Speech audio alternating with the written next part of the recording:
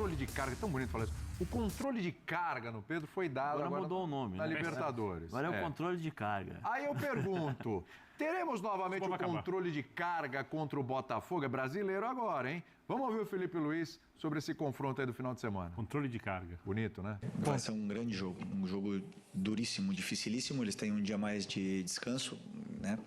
Mas que não serve como desculpa. Agora nós temos que ligar a maquinária o mais rápido possível da recuperação, que esses jogadores possam se recuperar e possam chegar bem nesse jogo de domingo, né? Claro que os jogadores mais jovens se recuperam mais rápido, os jogadores com mais idade, com mais de 30 já vão ter uma certa dificuldade, mas tenho certeza que nós vamos chegar bem no jogo. Essa é uma preocupação. Eu também acho que é que eu penso diferente, né?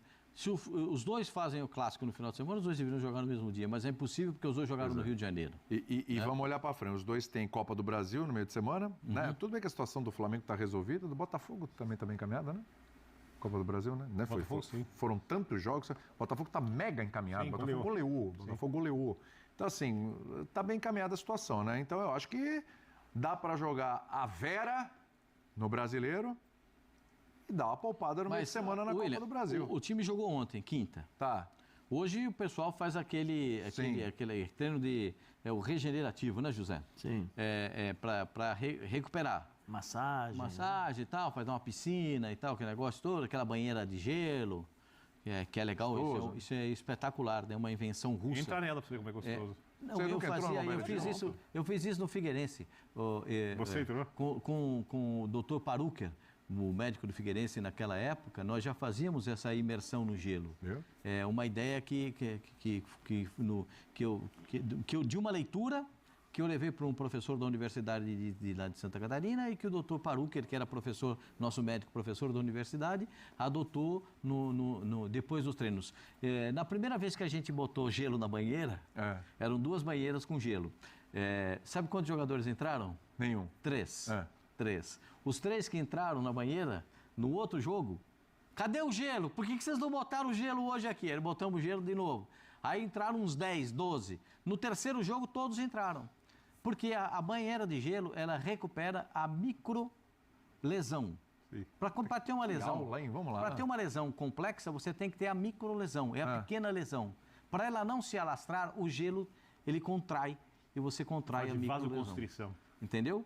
Por isso que os atletas russos eram colocados em tinas de gelo, só o pescoço para fora. Ele entrava inteirinho na tina de gelo. Que beleza. Para fazer a recuperação pós-treinamento. Que beleza. Era só ficar de cueca e sair. Então a gente pode dizer hoje em dia que assim, Luxemburgo trouxe a caixa de areia e você trouxe a banheira de gelo. Não, eu não trouxe nada. Eu não trouxe nada, isso já existia. Os russos já faziam isso. Joguei na Rússia, já faziam isso. Aqui no Brasil já tinha isso, banheiro de gelo. Isso já tinha. Importou ideia. Não, a gente colocou em discussão no Figueirense para poder recuperar os jogadores. Porque tinha também esse jogo um cima do outro, quarto e domingo. Contar uma história. Você entrou nisso aí, eu entrei algumas vezes, mas às vezes joguei no gelo, né? Fui jogar na Áustria, Sturm Graz. Inclusive, se vocês quiserem aí, tem aí. Sturm Graz. Fez gol. Graz. Contra o Sturm Graz, né? Não fiz o gol. Dei uma assistência para um rapaz chamado Roberto Baggio. Só isso, né? Jogava lá. Joguei com... Mas foi esse que você foi jogar de centroavante? Não, foi no outro.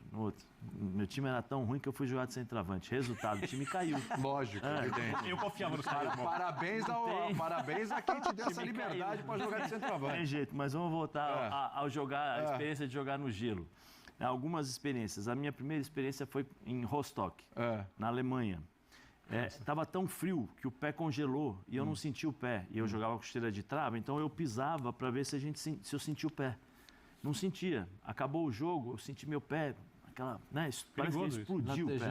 Aí quando eu olhei assim, o pé estava todo riscado de chuteira. Aí que eu lembrei que antes do jogo eu pisei, porque eu não sentia. Depois fui jogar nesse jogo contra o Sturm Graz pela Champions League. Começo de jogo, uma torção, sofri uma entrada, torço o tornozelo. Aquela agulhada assim, mas aquela falei, vou sair do jogo. Continuei jogando, nem senti. O efeito veio depois. Eu só fui sentindo o pé inchar, assim, sabe? Que você sente por causa da atadura. Joguei e tal. Entrei no intervalo, parecia um gelo. Aí derreteu assim, começou a latejar de novo. Falei, não posso sair, né? Porque a brecha aqui nesse time não volta mais. Voltei pro jogo, saí pro vestiário assim, congelou o pé de novo. Não sentia mais. Joguei, saí faltando 5 minutos do jogo. Quando eu entro no vestiário e tiro a chuteira, a atadura, o pé já estava inchado e preto, todinho preto. Mas você não sente. Tamanho é o frio. Então, assim, é bem... Mas essa questão chama crioterapia, né? Crioterapia. Agora, é importante. Ô Pascoalzito, para não esfriar o Flamengo e Botafogo, vamos lá. O senhor estava falando de preparação para o jogo. Preparação para o jogo, de ter titulares contra titulares, de poupar ou não. E aí? Tudo tem que ser pensado no jogo seguinte. Porque hoje o futebol é pensado no jogo que você vai jogar, mas com a vertente do jogo seguinte. Isso. Quem eu posso tirar? Se é um clássico, com o Botafogo, não dá para tirar ninguém. O Botafogo não podia tirar ninguém. Campeonato Brasileiro que, já falamos aqui, o Flamengo está de olho. O Flamengo tem como prioridade. De ganhar. Exatamente. Não, mas o Botafogo não poderia tirar ninguém do jogo contra do meio de semana.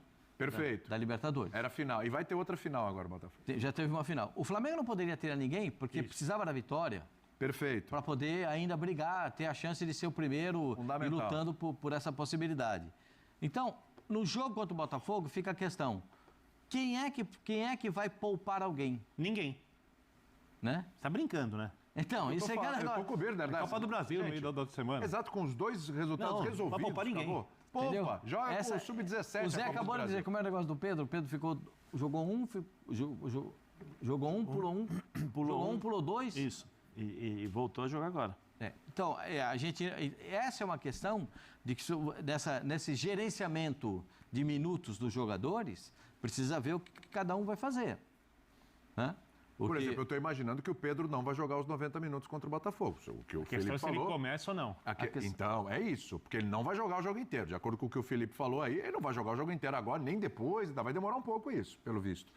Então, não é agora. A questão é essa. E o Botafogo tem um jogo mais forte pelos lados. Por exemplo, no último jogo, né, jogando com o Arthur na direita, o Vitinho apoiando, o Marlon Freitas caindo bastante para aquele lado. Do outro lado, o Cuiabano tem força, mas muito mais do outro lado.